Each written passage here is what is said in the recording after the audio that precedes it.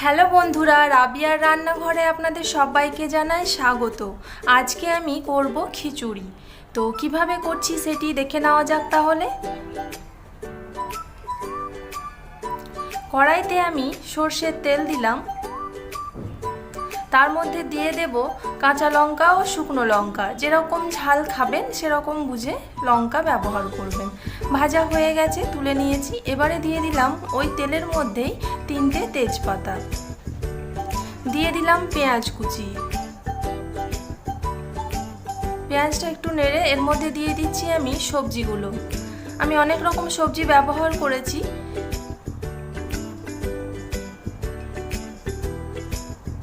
ভালো করে নেড়ে সবজিটিকে ভেজে নেব।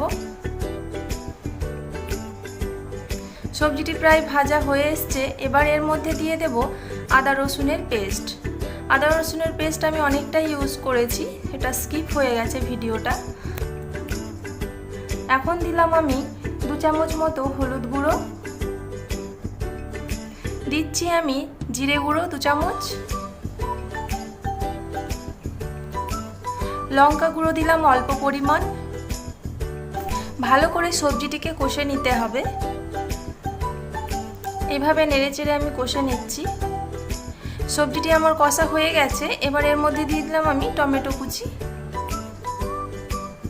একটু নেড়ে নিচ্ছি।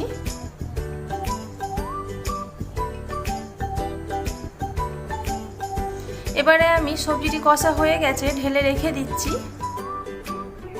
ওই কড়াইতে আমি আবার একটু সর্ষের তেল দিলাম। তেলের মধ্যে আমি চাল ডাল আগে থেকে ভিজিয়ে রেখেছিলাম, এগুলি আমি দিয়ে দিলাম।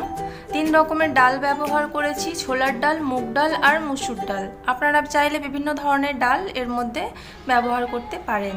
ভালো করে চালটিকে ভেজে নেব। চাল ভাজা হয়ে গেছে। কষে রাখা সবজিগুলো এর মধ্যে দিয়ে আবার ভালো করে একটু কষে নেব।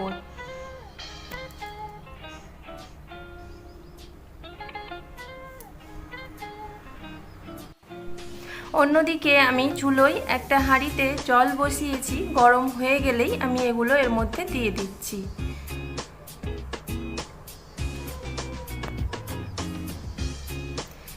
একটু নেড়ে নিয়ে আমি একটা ঢাকা চাপিয়ে কিছুক্ষণ হতে দেব। এবারে আমি ঢাকাটা খুলে এর মধ্যে স্বাদ মতো লবণ দেব।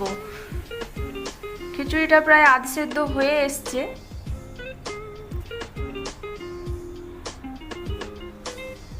লবণ দিয়ে দিলাম। এবারে আমি একটু নেড়ে নিয়ে একটা ঢাকা চাপিয়ে মিডিয়াম আঁচে হতে দেব। ঢাকাটা খুললাম, খিচুড়িটা প্রায় হয়ে এসছে। এবারে আমি এর মধ্যে ভেজে রাখা কাঁচা ও শুকনো লঙ্কাগুলো দিয়ে দিচ্ছি।